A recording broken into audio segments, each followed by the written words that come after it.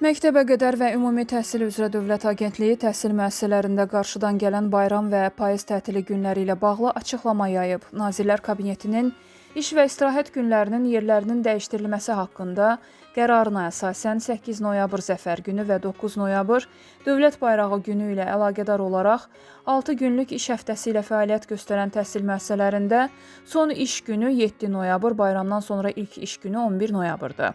5 günlük iş həftəsi ilə fəaliyyət göstərən təhsil müəssisələrində isə son iş günü 7 noyabr, bayramdan sonra ilk iş günü isə 12 noyabrdır.